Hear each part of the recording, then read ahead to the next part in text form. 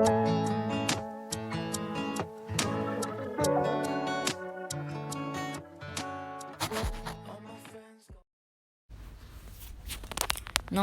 বন্ধুরা, কেমন আছেন সবাই? নন্দী ফ্যামিলিতে আপনাদের সবাইকে স্বাগতম। আজকে সকাল সকাল নাস্তা খেয়ে মনকেও নাস্তা খাইয়ে দিয়েছি। এরপর জামা কাপড় ধুয়ে জামা কাপড়গুলো আসলে ছাদে দিতে আসলাম।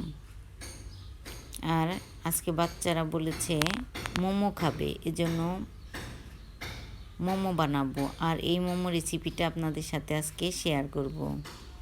আর আমি ছাদে আসলে তো মনু আমার সাথে ছাদে যেতে খুব পছন্দ করে। এবার আমি মোমো বানানোর জন্য সব কিছু রেডি করে নিয়েছি।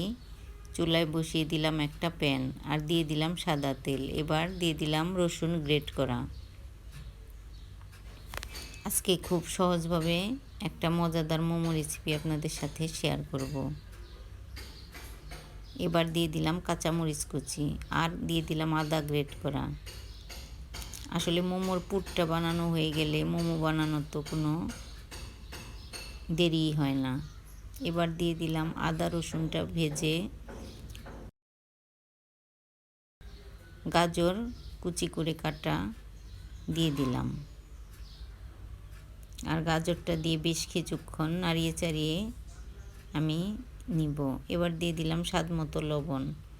আসলে মোমোর এই পুরটা বানানোর জন্য একটু জল দেওয়া যাবে না।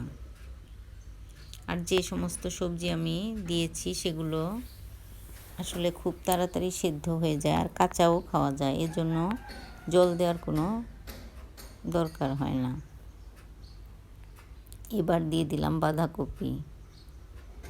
আমি যেহেতু বাচ্চাদের জন্য বানাচ্ছি, বাচ্চারা আসলে অন্যান্য সবজি দিলে খেতে পছন্দ করে না, এজন্য আমি শুধু বাঁধাকপি আর গাজর দিয়েই বানাচ্ছি। আপনারা চাইলে এখানে ফুলকপি, বিনস, মটরশুঁটি ইউজ করতে পারেন।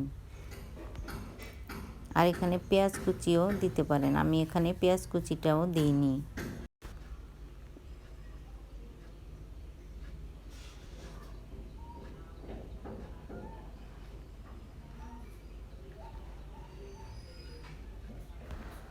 এবার আমি দিয়ে দিচ্ছি সয়া সস। আমি অবশ্যই এখানে আদা গ্রেট করা দিয়েছি, সাথে একটু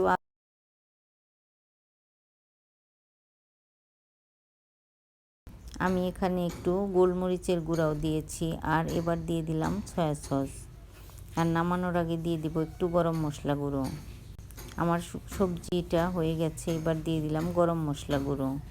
এবার নাড়িয়ে চাড়িয়ে চুলা থেকে নামিয়ে নেব। আমার মন সোনা, পিউ সোনা দুইজনই এই মোমোটা খেতে ভীষণ পছন্দ করে। আর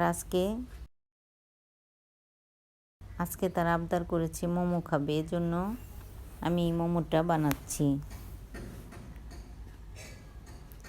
এবার আমি রুটির জন্য যে ডোটা তৈরি করা হয় ঠিক সেই রকম করেই ডোটা তৈরি করে নিচ্ছি।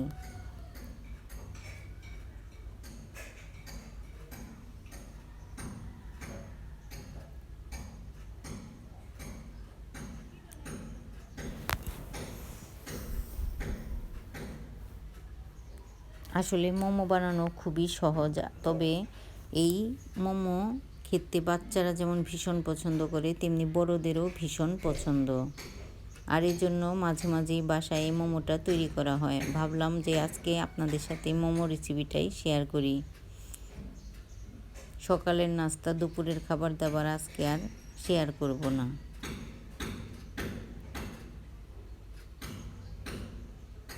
তো আমার মোমোটা বানানো হয়ে গিয়েছে।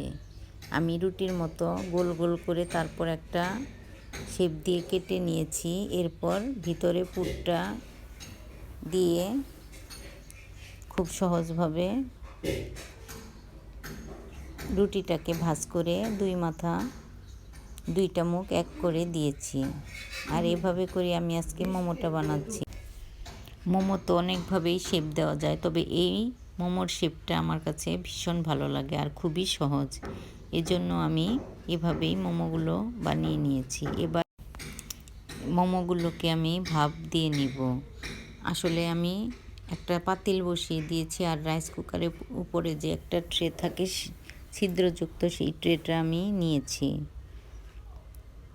এবার পাতিলের উপর বসিয়ে তার উপর একটু অয়েল ব্রাশ করে দিয়েছি, আর মোমোগুলো আমি 10 মিনিট মতো সিদ্ধ করে নিলাম, ভাপ দিয়ে নিলাম। এবার মোমোগুলো